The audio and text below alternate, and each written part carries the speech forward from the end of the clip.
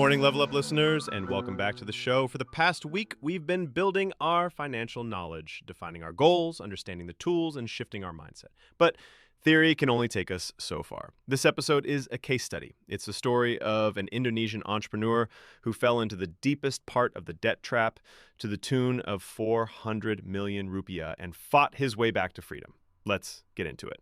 We're taking a closer look today, just for you, digging into your sources on a really powerful, true story about financial freedom.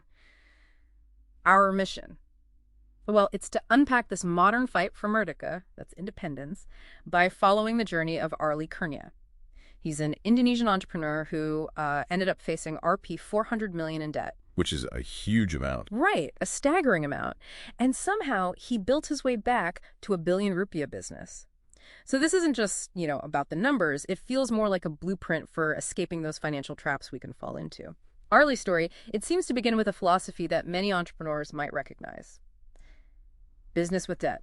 Buying machines, relying on installments for, everything. Yeah, that's common enough. But for Arli, it got, let's say, amplified. There was this really strong cultural pressure in Indonesia. Gengsi. Gengsi, what exactly is that? It's this intense need, almost, to maintain prestige. To keep up appearances, look successful. After he'd had some success in MLM, Arli felt he had to project this image. So that's why the debt started piling up. Exactly. At one point, he was juggling 6 monthly installments. 6. Including payments for 3 different cars. Yeah. All just to look the part. It shows how much that external pressure can, drive decisions. Wow. 3 cars. So this whole setup, built on Gengsi and debt, I guess it couldn't last. No. It completely collapsed in 2012. He had to close the businesses, and he was left with that staggering Rp 400 million debt, a crushing amount. You'd think that would be the lowest point, the financial ruin. But strangely, the real breaking point, it wasn't just the money, was it? No, not at all. I mean, the numbers were bad, obviously. But the true cost for him was the emotional toll. He described it as Lela dengan utangnya. Just exhausted, tired of the debt. His life felt not peaceful. Yeah. Despite the outward appearance. And the stress made him quick to anger, even with his wife. And that was the trigger, his wife. It sounds like it. The catalyst for change wasn't some bank notice. It was actually a simple, quiet desire from his wife for peace, for tranquility. That conversation, that seems to be what really hit home, his turning point. Okay, so this wasn't just feeling bad, it was a real shift. And he acted fast, right? This 30-day sprint sounds dramatic. Oh, it was incredibly dramatic. November to December 2012. He just liquidated everything. Sold the businesses, sold all 3 cars, even taking a loss on them. Just cut his losses completely. He completely reset, moved his family to a small rented house with just 1 motorcycle. That's it. And after all that... He still had about Rp 40 million in debt remaining. Stubborn debt. But here's the key thing. Out of that failure, he made a rule. An unbreakable rule for himself. Which? Never build a business with debt again. Ever. It was a total reinvention. He shifted from being, as he put it, a businessman chasing revenue to becoming a profit maker. A profit maker. I like that distinction. Yeah, it's about focus. And it really shows how constraints, like having no capital, can actually spark creativity. They become catalysts. So how do you even start again from there? Rented house, 1 motorbike, still some debt. He started incredibly small. Just Rp 900,000 in capital. Selling things like mobile signal boosters, SIM cards, basic stuff. Right, just hustling. Then he found this fuel-saving liquid additive. He saw potential, wanted to resell it, but he hit a snag. Minimum order, right. Exactly. Rp 4.5 million minimum order. Money he just didn't have. And crucially, based on his new rule, he absolutely refused to borrow it. And that moment is pure gold. It shows the new mindset in action.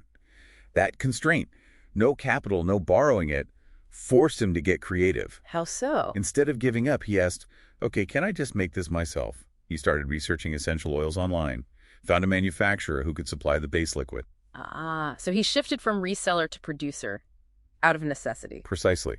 Embracing the constraint led to innovation. And his approach was super lean. He didn't build a factory or anything. He bought 1 jerry can of the stuff and bottled it himself. That was his minimum viable product. Get the simplest version out there, test the waters, minimal risk. Smart. And his first customers? Friends, mostly. He said maybe initially out of pity, but then his marketing got clever. Yeah, tell us about that, the guerrilla tactics. He'd secretly add the liquid to his friends' motorcycle tanks.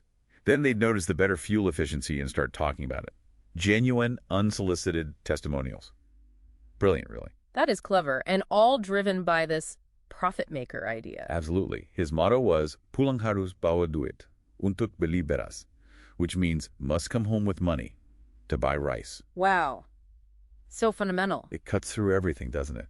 Focus on immediate cash flow. Take the small daily profits, reinvest them straight back into buying more product, funding growth, a self-sustaining cycle. And it worked. The results sound unbelievable. They were explosive. RP 1.4 billion turnover in just 3 months. 3 months. And RP 4.5 billion within a year and a half, all debt-free. Incredible. But did he suddenly upgrade his life? New cars, big house? See, that's the other crucial part, discipline. For 2 whole years, while the business boomed, he stayed in that small rented house, kept a single motorcycle. Resisted lifestyle inflation. Completely. He reinvested profits back into the business and started buying assets like property, but only with cash. It's all about mastering delayed gratification, separating business success from personal spending. So if we boil it down, Arlie's story really gives us a kind of blueprint for financial freedom, for your freedom. 4 key things stand out. 1, reject gengsi. Prioritize your peace of mind over just looking successful. 2, embrace constraints, that lack of capital. Use it. Let it spark your creativity. 3, become a profit maker. Focus relentlessly on immediate cash flow and reinvest those profits. And 4, master delayed gratification.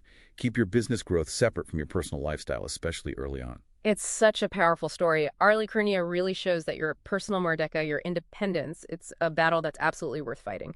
And, more importantly, winning. So maybe the question for you listening is this. What personal merdeka battle are you fighting right now? And could embracing some difficult constraint actually unlock your most creative solution? Something to think about. Thank you for joining us on Level Up. If you are struggling with debt, your mission is to simply make the list.